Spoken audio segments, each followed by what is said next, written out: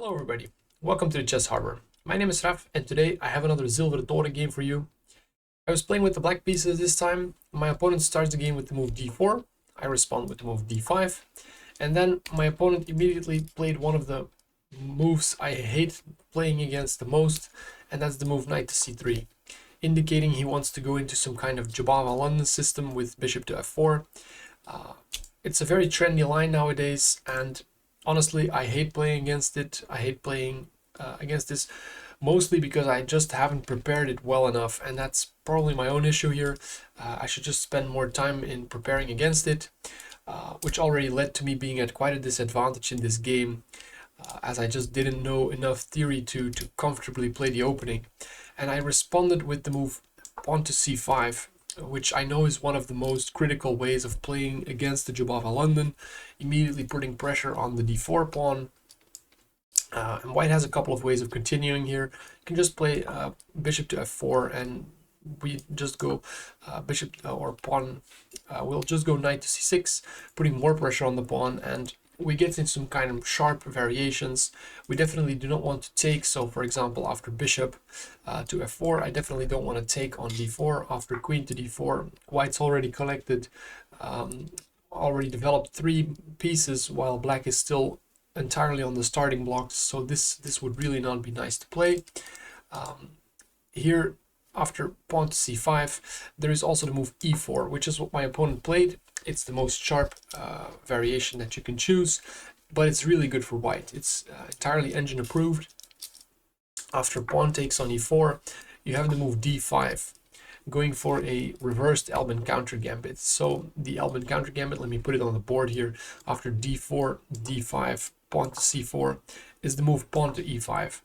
And after white snaps up the free pawn, you play pawn to d4, and you get into this kind of uncomfortable position where the pawn on d4 controls 2 very important squares, which make it hard to develop both the kingside bishop and the queenside knight. And it's quite an annoying position to play. White should be better because you're still playing white. Black has given up a pawn, but black does have some kind of chances, some tricks. It's somewhat hard to play. Now imagine playing this position when there's already a knight on c6. So that's exactly what we get in this opening. So after d4, d5, knight to c3, pawn to c5, e4, d takes e, d5, we get a very uncomfortable position where white actually has a very strong bishop here, or a very strong pawn here that controls the important c6 square and also the important e6 square. So I can't develop the knight. It's hard for me to develop my kingside because the move e6 is going to get snapped off. And white just has a lot of mobility here. The bishop can come to b5 with a very critical check, and this position is hard to play. So I played knight to f6, and my opponent played bishop to g5. Not the best move to play. The best move for white to play would just be knight g to e2, going to g3 and just collecting this pawn, then playing the move c4, and you have a very strong d5 pawn, and you have long-term positional play because of your potential of the connected passer, and white is just much better in that position. But bishop to g5, it's not a terrible move either, but now it gives me the opportunity to protect with knight b to d7. So now if white wants to give up his bishop for the knight, here black is just better already, because you've traded off one of your best pieces, the dark square bishop, for one of my worst pieces, the knight on d7. He didn't do that. After knight b to d7, he played the move f3, which is a good move because even though you're gambiting a pawn, so if I were to take this one, knight takes on f3, white has good development, the knights are very well centralized, the bishop is active, the queen can very easily come to something like e2, d2, d3 maybe, castling long, the bishop comes out, white is ahead in development, and it's going to be a hard time to defend. So I don't want to help my opponent at all.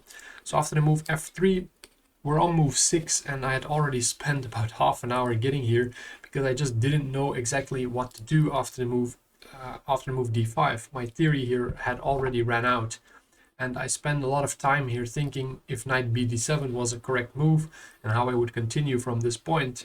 And finally I came up with the move knight queen to a5, putting some pressure along this diagonal, pinning the knight, so that there might be potential to use this knight either on g5 or on e4. And let's say, for example, my opponent plays e takes on f4. It's already a mistake because I can go knight takes on e4, and whatever he puts on the d file, now I just take it off with the knight, and my position is already better. So that was kind of the idea behind queen to a5, to set up some kind of trick. My opponent plays queen to d2, so now there is no option for him to, or for me to play for these kind of tactics. So the threat of e takes on or f takes on e4 is back on. So here I can grab the pawn and I can actually get away with it, but it looks like I'm helping my opponent. I don't want to play that. It looks very dangerous. So I played e3, giving back the pawn, but attacking his queen at the same time, so I dislodged some of his pieces. He can't take back with the queen, because after knight takes on d5, I would still be better, doubling his pawns on the c file, and my position would be easier to play. So he takes back with the bishop, bishop takes on e3, and now the move a6. I want to take away this very dangerous check on b5, and my opponent just develops knight g to e2, and I play b5. Grabbing space on the queen side, potentially getting my bishop to b7 to pressurize the pawn on d5. But also at the same time, I can't play the move g6 here, because after, for example, g6, there is potentially some danger along this diagonal. It actually works out because black is very quick to develop to the queen side if you really have to, but this doesn't look very appealing to me at all. So the move g6, I don't want to play that quite yet. So b5. My opponent goes to f4, just getting ready to develop his bishop if he has to. Bishop to b7, bishop to e2, and now g6. There is no bishop to h6 anymore. And now my opponent castles short. He can't castle long, because if he castles long, there's the move b4. And all of a sudden, his queen side is already under tremendous pressure. So it was a very good move for him to castle short. Castling long would have seemed a good move to attack me, but it would backfire immediately. After short castles, bishop to g7, a4, b4, and now knight to d1. And here there was a lot of thinking again. I was already, it's move 14, I was already more than half past my clock, so I had spent more than 45 minutes on this position already.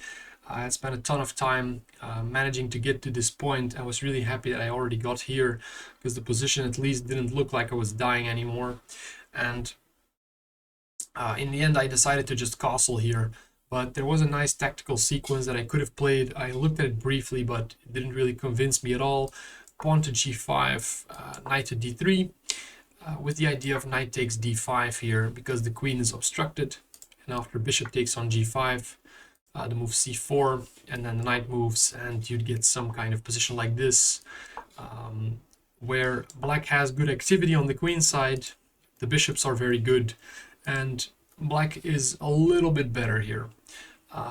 But I didn't really want to go for this, because after I exchanged d pawn for g pawn, although the dangerous d5 pawn is gone, my king is going to be in the center forever, or if I do castle, it's going to be weak, so I don't want to do that.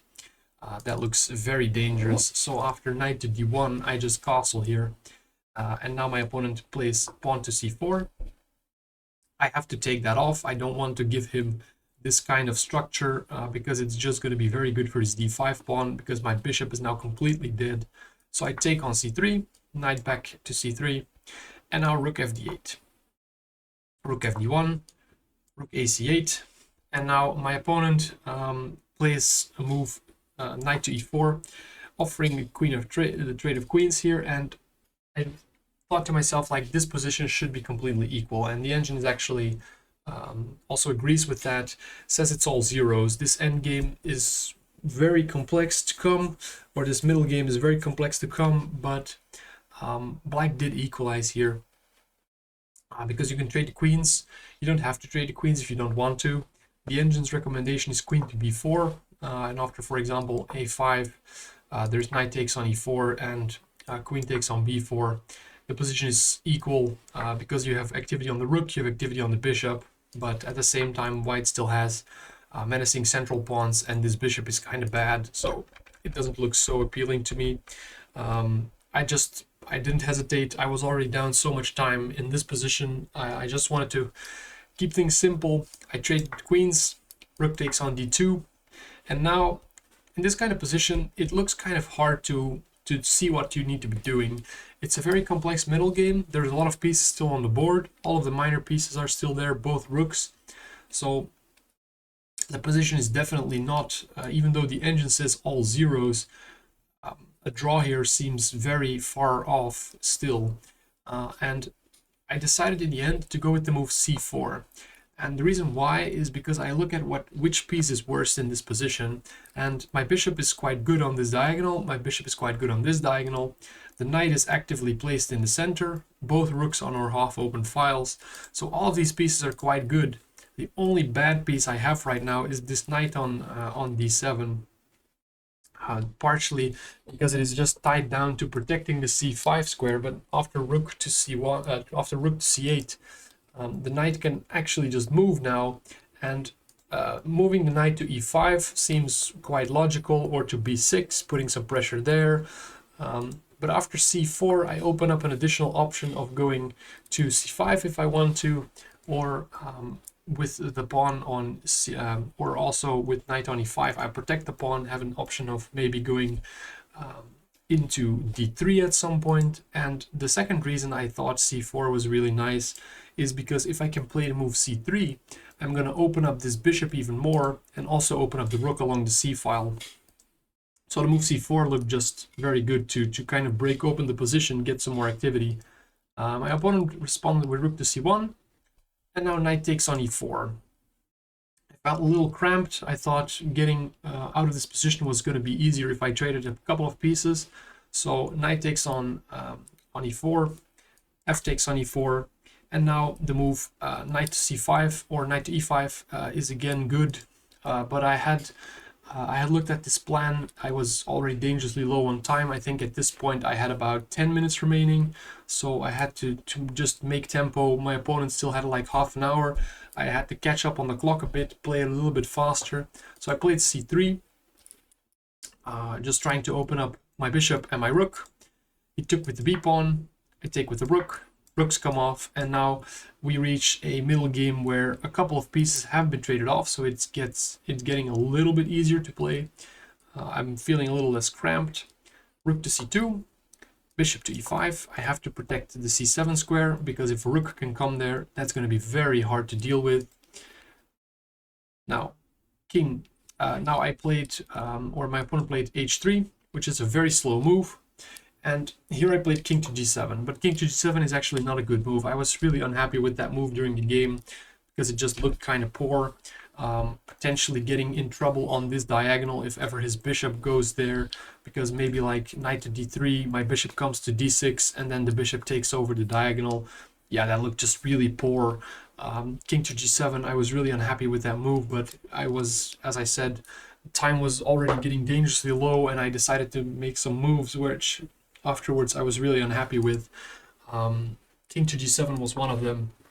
After king to g7, luckily my opponent didn't really take advantage of this, because after knight to d3, bishop d6, yeah, bishop d4 for example, looks just uncomfortable. If I have to go f6, then this position, or this square is eternally weak. If ever he gets a knight back onto the e6 square, it's lights out for me, I feel like. So that looked like really poor decision to put the king on the long diagonal there. Luckily my opponent played king to f2, so giving me another chance to play the correct move, which I should have played 2 moves ago, which is a rook to c8, just trading off the last pair of rooks. If my opponent doesn't trade the rooks off, my rook can kind of take over the file, so that would be nice. So he doesn't do that. Rook takes, bishop takes, and now knight to d3. The bishop has to move, and another point I could do here is bishop to c3, which would be a much better move. Say let's say white plays knight to c5, knight to c5, bishop takes. We get a position with all 4 bishops on the board, equal pawns, and here white shouldn't be better. Black is completely equal. There is nothing gonna happening in this position because my pawn actually does protect the d6 square. White's pawn majority in the center is not gonna matter in this endgame. But I decided to keep it more complex. Yeah, as I said, I made a couple of questionable decisions in this endgame that definitely could have been improved on. I played king f6, and king f6 had some logic behind it. If he traded off my bishop, my king comes to the center, and now I definitely don't feel like my knight should be worse than one of his bishops. Because my king is so strong, I have permanent pressure on this e4 pawn, and it's going to be somewhat tiresome for his bishop to go all the way back to contest my king on this diagonal. In the meantime, my king can start coming up, maybe even transitioning over to the king side or to the queen side, and if ever this pawn disappears, I might have winning chances. So with an active king like this, it's always a little bit more difficult to defend or easy to defend in an endgame, difficult to play against. But he didn't do that. After king to f6, my opponent just went after my pawn with knight to b4, so targeting the a6 pawn. And here I made another bad decision. I should have bit the bullet, go knight back to b8, and actually the position is going to be equal here. But I didn't do that. After knight to b4, I played a5, which actually loses because the pawn is a permanent weakness, and I only have the dark square bishop, and my knight is actually has a hard time to defend that pawn, and it's easier for him to chop off the knight and take on a5, and eventually he would win this game because of the extra pawn on the queen side then. So he played knight to c6, which is the best move. Now bishop to c3, and now he played a good move. There were different moves that also would have won the game, but h4 threatening to win the e7 pawn is definitely one of the better ways of playing for a win here, and I had to do something, so I played pawn to e5. If he takes on e6, then I take with the king, and my king is very strong in the center. This pawn is no longer a threat, and this should be holdable. But he didn't do that. He just checked with the bishop, which was a little bit of an inaccuracy. He could have again won by keep playing against this a5 pawn here, and he would have won the game. But bishop to g5 check gives me some reprieve. King to g7, bishop to d8, and now his bishop is just a little bit worse on this diagonal. I play knight to c5 just in time, double attacking his pawns, and after king e3 I can chop off one of the pawns, and this one gets me closer to some kind of equality. So after knight takes on a5, one way to go for equality would be bishop to d4, king to f3, h5, and yeah, you can see here that the position would be relatively equal. There is all the bishops on the board. The knights are both a little bit misplaced, but we can spin them back into the game. But with all minor pieces, or with 3 pair of minor pieces still on the board, I still felt like my defensive task was going to be harder than his, so I didn't want to go for this kind of game. So after knight takes, I chopped off the knight, bishop takes on a5, and then knight to c5. So there is another pair of minor pieces that has gone off the board, and with only 2 pair remaining, I'm getting closer to somewhat of an equal game. But there is some things that I definitely have to avoid here, so let's talk about that. He has 2 bishops, I only have knight and bishop. If I can get into a position where there is dark square bishop versus light square bishop, it's a guaranteed draw. Because it's opposite color bishop endgame, I can just put my king on a light square, put my bishop on a light square, and there is nothing going to happening in that position. There is no attack, the pawns aren't coming through. That would be a guaranteed draw. So he wants to avoid that, I want to get there.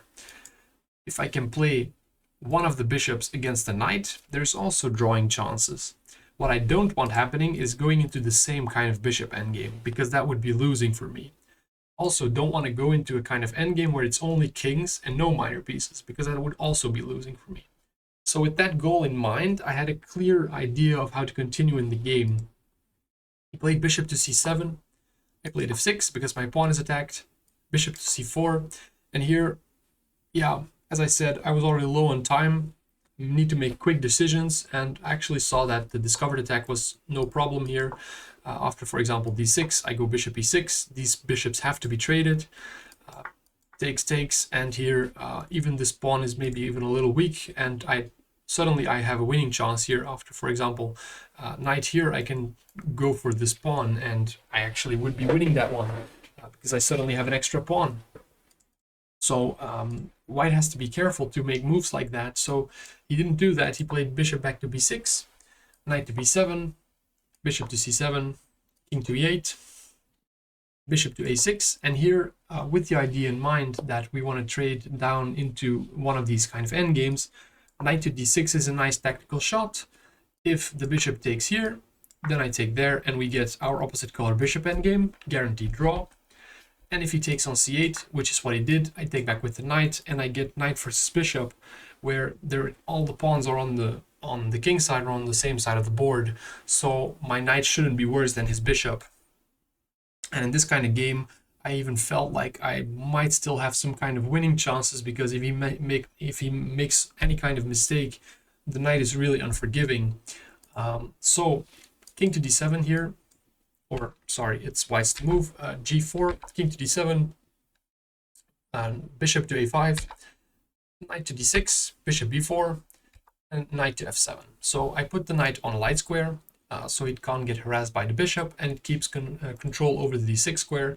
It also has some control over the king side, so the pawns can't be pushed up. Bishop to f8, king to e8. In this position, my knight is well placed, so making moves with the king should be my first choice here. Then bishop back to c5, king back to d7. I'm going to go over these moves a little bit more quickly, as it's just shuffling around a bit. Now h5, taking here is no good, so I go back to e8. Pawns get exchanged off, and any kind of piece trade, or not piece trade but pawn trade, is good for me. It gets me closer to my defense. Bishop to b4, king back to d7, bishop to f8. And here white actually makes a mistake. After king to e8, he gets impatient and he plays bishop to g7, and all of a sudden I'm actually winning in this position, but I make a mistake as well. I should clarify as well that, so I was under 5 minutes, I was playing on increment pretty much, and my opponent at this point had also dropped down below 5 minutes and was also playing on his increment. So we were pretty much playing a blitz match at this point, where both of us had less than 30 seconds to think about each move, play and write it down. And my opponent, he played bishop to g7, and I thought, okay, maybe I have some winning chances here, but I had very little time to calculate. I played king to e7. I have to defend this pawn, of course, and black's actually winning this position. The best the engine comes up with is d6, which is just a pawn sacrifice to save his bishop. After knight takes on d6, there is g5, and here the best the engine comes up with is something like this, where suddenly it's only one pawn against two pawns, and black is winning that position. The reason why it wants to sacrifice this pawn is because the bishop is suddenly trapped. After the move, my opponent played king to f3. After the move g5, the bishop is trapped with the subtle idea that knight to d6, king to f7, knight e8, and the bishop is trapped in this little box in the corner. And I did saw this idea after king e6. After king e7, sorry, I saw that the bishop was trapped, and I thought, okay, I have time here. After king f3, I have time to trap his bishop. I thought about two potential moves. I thought, okay, pawn to g5 or knight to d6, and I didn't have enough time to calculate both options correctly, so I intuitively played knight to d6, but it was a mistake, because the only move that actually wins me the game is the move g5, because now the subtle difference is that white has a very nice pawn sacrifice, g5, which saves the game, and this position is equal. And let me show you, because it's actually a very interesting endgame still. So the easiest way to draw here is by taking the pawn, bishop takes on e5, and now I can check If the king doesn't want to take, I check again, and at some point the king will have to take, because otherwise this pawn might go all the way through. So the moment one of the pawns gets taken, you take the pawn on e4, and here you can just sacrifice the minor piece for one of the two pawns, and the game is an automatic draw by lack of material. So that's the easiest way to draw here, and I guess the way I should have played. But all of a sudden I still thought about my winning chances, and I thought, okay, let's play f5 here, which does seem to maintain a little bit of a winning chance for black. In theory it's just a draw, but it could still turn out that my knight that he makes a mistake and I get some kind of fork or something. So he played e takes on f5, I play a4 check, king to f4. So for example here, a mistake would have been king here, because then I fork his king and bishop, and I'm actually winning the game. So that's why I wanted to maintain the knight in that kind of spot. So e4 check, king f4, knight takes on f5, bishop f6 check, king to d7, king takes on e4, and now knight to d6 is actually, or king to d6 is actually a mistake. The only drawing move here was knight to d6, after which, for example, king f4, knight f7, I can sacrifice the pawn and then just gobble up this one, because there is no way to defend the d5 pawn. But I played king to d6, which is losing, because now there is a bishop e5 check going to this diagonal, and then all of a sudden the pawn can actually promote. Luckily my opponent missed this idea as well, being so low on time. So after bishop e5 check, king d7, he played bishop to d2, or to b2, which is a mistake, because the bishop doesn't want to be on this diagonal. The bishop wants to be on this diagonal to win the game. But so after this one I gave a check on d6, king to f4, and again the winning move, or the drawing move rather, would be knight to f6, knight to f7, going for this sacrifice idea. But I played knight to c4. Now my opponent still has the option of going with the bishop to e5. I can't take, because then I'm losing e5 and going into b8, playing for the winning chances.